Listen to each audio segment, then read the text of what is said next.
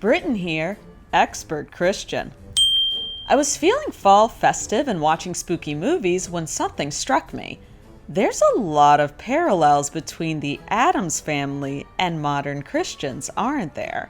I mean, they're a part of the world, but clearly separate from it, and they have their own set of beliefs and way of life that differs from mainstream culture. But the Addams family is beloved, and American Christians, well, we're not that beloved right now. Which just leads me to wonder, what can Christians learn from the Addams family?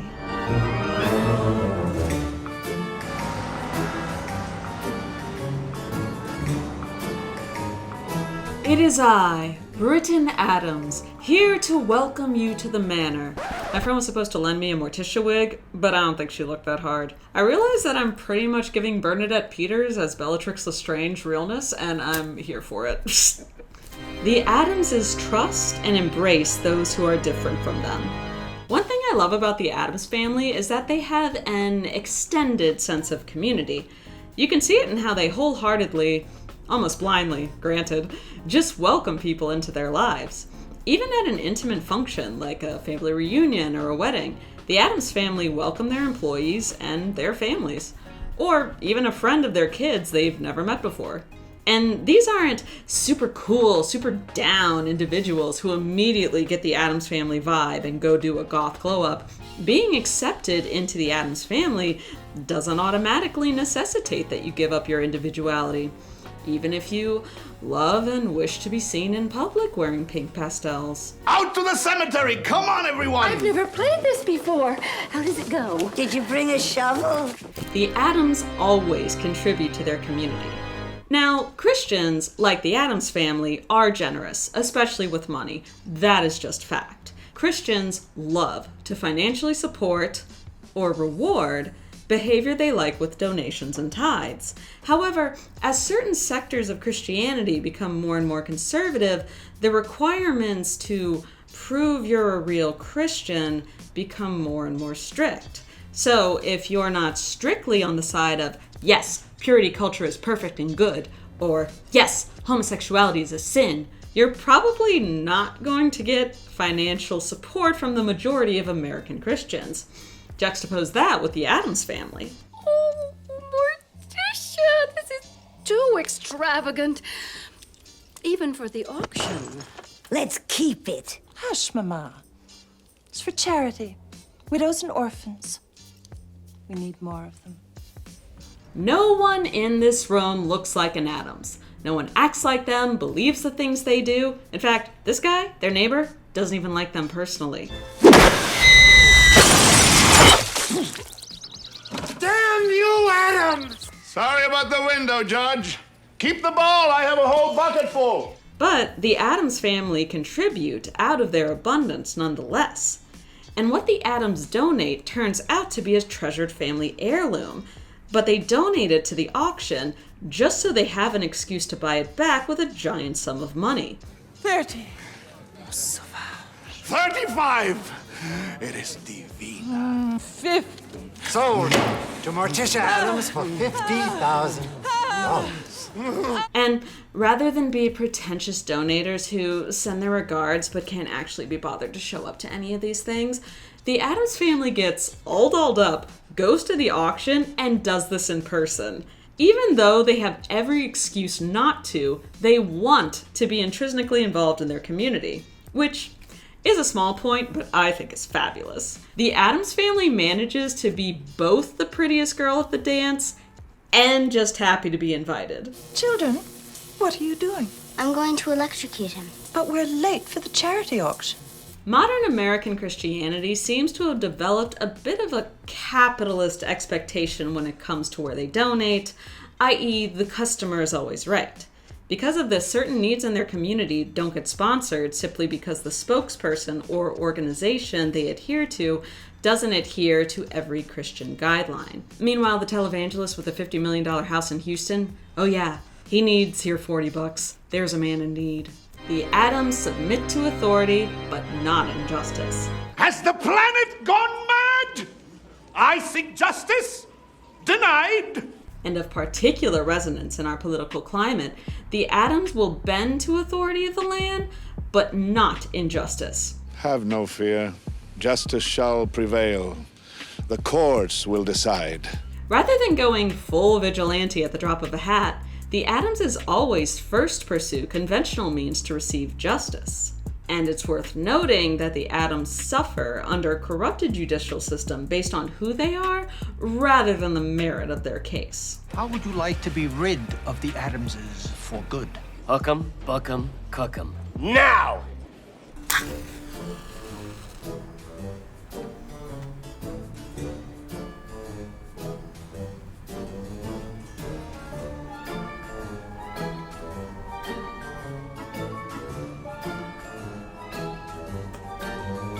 I'm willing to cite myself as the first ever Christian YouTuber to be shown smoking in one of their theology videos. Hashtag iconic, old man. The Addams family think all bodies are beautiful.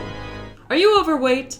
Do you have a facial deformity? A hunchback? Are you mentally ill? Do you suffer night terrors? Have a natural wasp waist? Are you dismembered? The Addams family are down. Flora and fauna amor. I cannot see. I'm blinded by such beauty. Christians tend to see any physical or mental difference that isn't neurotypical, bipedal, or hetero as something that needs to be fixed. And look, prayer is fantastic.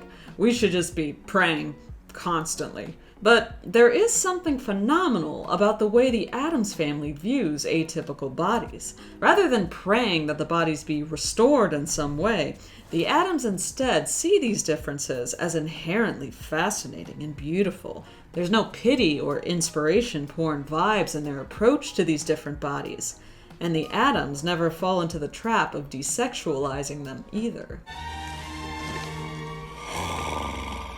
The Addams don't cultivate a fear of sexuality. And what's this? Mom. The Addams family has no hang-ups when it comes to sex. They're honest about it with their kids, they embrace the art of foreplay, they don't kink shame. You've done this before. And they devote their time to their sex life being fulfilling and reciprocal. Last night you were unhinged. You were like some desperate, howling demon. You frightened me. Do it again. The Addams' divorce between shame and sex runs so deep that they seem to have no investment in the concept of virginity. So much so that when Deb tries to use the idea of herself being a pure, untouched virgin to seduce Fester, he has no idea what she's talking about. He knows what sex is, but she's got to explain what it means to be a virgin, and even then, he just sees it as something they share, not as having any inherent value in and of itself. Wouldn't it be great if Christian households focused on teaching healthy sexual practices and boundaries, more than hyper-focusing on the myth that a man's penis is so powerful interacting with it literally changes a woman's worth? Wait until our wedding night to give ourselves to one another, to make the ultimate sacrifice. A goat? And it goes beyond virginity. The Addams have a healthy respect for... I guess it's masturbation. I've dreamed that sometime maybe there might be someone for me. There's things. Oh, I know. That was in a movie you watched repeatedly in your childhood. The Addams men are feminist. Can every Christian man just start emulating Gomez? After Jesus, of course, but then Gomez Addams. He's a snappy dresser. He can tango at the drop of a hat. And look, he's religious. Swing low, sweet chariot, coming for to carry me home. There are no arbitrary distinctions between traditionally feminine or masculine activities in the Addams house. Everyone is allowed to pursue their interests, regardless of their gender. Wednesday's at that very special age when a girl has only one thing on her mind. Boys. Homicide. And after the third Addams child is born, Gomez's first thoughts are for Morticia, and her fulfillment beyond being a mother and caretaker. My darling, it's you I'm worried about, the stress. It's just I wish I had more time to seek out the dark forces and join their hellish crusade. You can, you shall, so it must be. And I can't stress this enough, the Addamses don't over-police their daughter. I don't think so.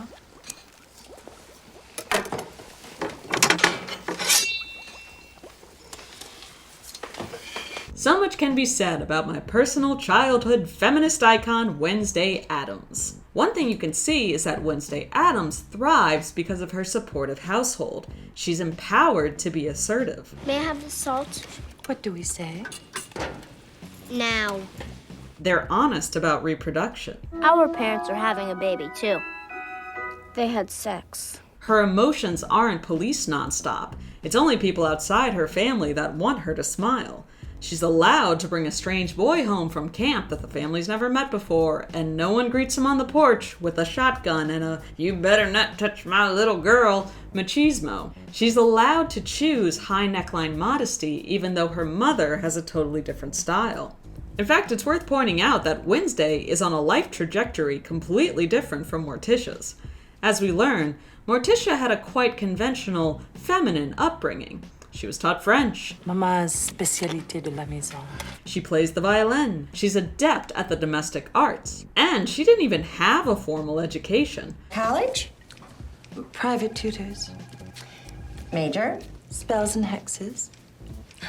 Liberal arts. Her household was so restrictive, she didn't even get to go to her first funeral until she was 18.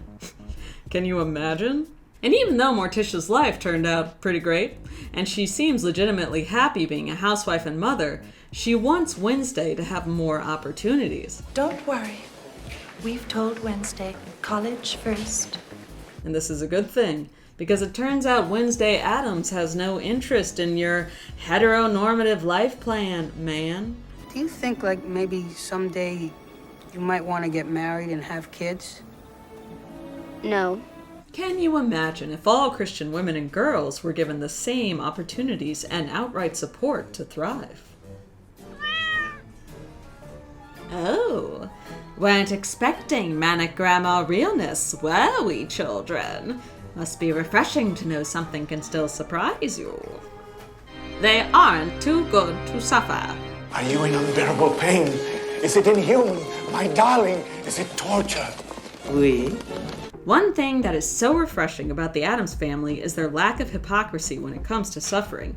Their entire culture is more or less based on a certain laissez-faire morbidity that involves the suffering of others. Now, similarly, Christians will often dwell on the most macabre stories full of violence and torture, whether in biblical times or in the modern-day oppression of Christians in foreign nations. But the second American Christians even get a whiff of being judged or denied because of their beliefs, suddenly it's persecution in the last days! This is the gay agenda! Fox's Book of Martyrs reboot! But the Addams family proves that they are, on the whole, more emotionally equipped to handle the ups and downs of life. When faced with the bad turn of fate, most everyone shows a determination to make the best of their situation and be proactive for the good of the family. We will survive. Poison us, strangle us, break our bones, we will come back for more. And why? Because we like it. The Addamses are comfortable with negative emotions. Is it unpleasant? Deeply. The entire Addams family is refreshingly comfortable with someone else's negative emotions. Whether it be rage or greed or even crippling depression, the Addamses consistently show compassion in the face of outsiders and each other's weaknesses. So I killed. So I maimed. So I destroyed one innocent life after another. Aren't I a human being? Don't I yearn and ache and shop? Don't I deserve love and jewelry? The great irony is that the Addamses would love the deceitful folks around them even more if they were just honest about their own faults or dark machinations. You're a desperate woman, consumed by greed and bitterness. We could have been such friends. But what's so great about the Addams family is their compassion towards each other. When Gomez is too depressed, the family reacts with understanding that this is just a down time for him and avoids shaming or judging him for his sadness. Why don't we go for a drive? The whole family. A drive? And Miss Gilligan? This acceptance is particularly lacking in the Christian community. Depending on your location, the bias against members who need therapy or medication to help manage their depression can be very subtle or extremely overt, but this bias usually exists. In the ancient days of 2019, the suicide of megachurch pastor Jared Wilson spurred the conversation about pastors dealing with depression. It also brought to light that many pastors who were honest with their leadership or church boards about their struggle with depression were quietly removed from their positions after. Because anyone who needs additional help beyond prayer and devotion to cope with depression obviously isn't secure enough in their faith, especially in positions of leadership. We do not stand. And I know what you're thinking. What about Pubert? Time. Hey, kiddo. After the child undergoes a startling transition, not in this house. Morticia and Gomez are disturbed and react very negatively. He could become a lawyer. I won't listen. An orthodontist. The master. President. Please, I beg you, take me. However, we later see that even though she doesn't understand or approve of her baby's life choice, Morticia is trying to adapt. She's even reading to him from a Dr. Seuss book simply because he enjoys it. And even though she clearly finds the degenerate, anarchist text distasteful, she's willing to set aside her own discomfort to support her child's new development. If only Christian families on the whole treated their children with similar grace. They actively seek to share, but not inflict their lifestyle on others. Let's go back to that moment where Morticia is talking to Wednesday's teacher at the school. This month our theme is Our Heroes, people we love and admire. Harmony Fell has picked Jane Pauley. Can you imagine if Morticia had gone full Karen in this moment? Oh, so you encourage your students to celebrate sellout figureheads of the left-wing media who spout fake news. Did you know Miss Pauley is one of those so-called feminists who supports the murder of babies? If there's one thing that non-Christians find disturbing about American Christians in 2020, it is our desire to force people who aren't us to conform to our rules. Ours used loosely, of course, because no group is a monolith. However, certainly the most vocal and dominant Christian voice in America is one of conservative Christians. Like it or not, progressives, the conservatives are our spokespeople at the moment. But I have to admit, being raised Christian in the South, there was always the underlying desire to change national laws to bring the country more in line with Christian values, so that even if you didn't believe in Jesus, you'd at least have to live like you did. The only real difference now is that conservative desire to have the government enforce Christian rules is more transparent. You can actually see it in how Deb embodies this control with how she treats Fester during their marriage. Pumpkin, do you think these clothes are really me? Of course not, that's the point. Counterpoint is the Addams family. Rather than institute their traditions as national traditions, or their wardrobe as uniforms, or even their way of life as the ultimate ideal, the Addamses regularly work with and alongside people who are not like them. They hire them to be their lawyers. They let them educate their children. They take psychiatric advice from them. And there's never any pretense that the outsiders are inherently wrong because they're not in the Addams family. The Addamses are willing and even grateful for the outside perspective that isn't their own. And they don't take this outside expertise as an attack or treat it as suspicious simply because the speaker isn't one of them. By God, you're right! He is Fester! Thank you, Dr. Pinterschloss. I do what I can.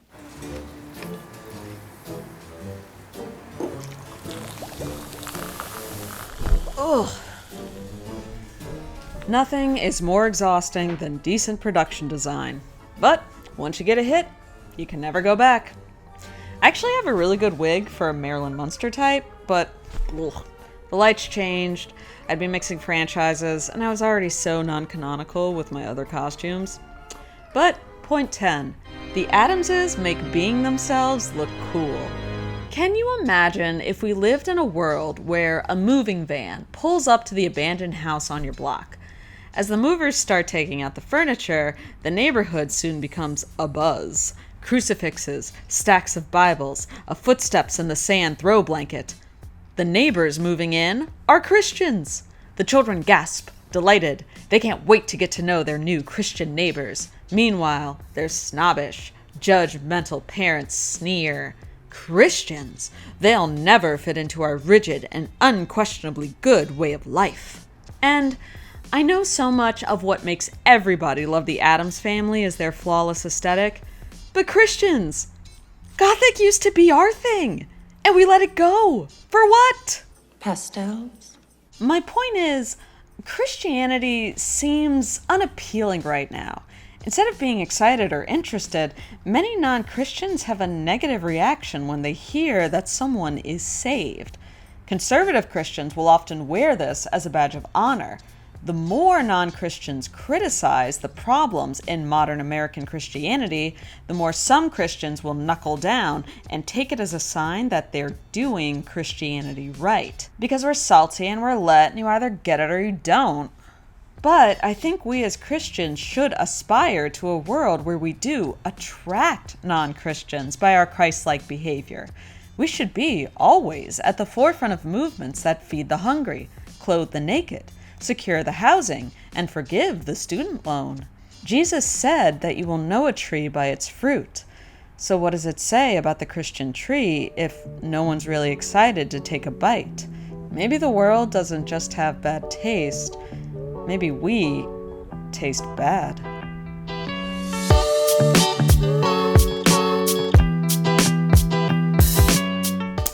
And I know what you're thinking. The artifice. I thought she was dead. Well, it turns out, not even in 2020. We California 4s have to put in a little something called effort. Thanks, Au Contra.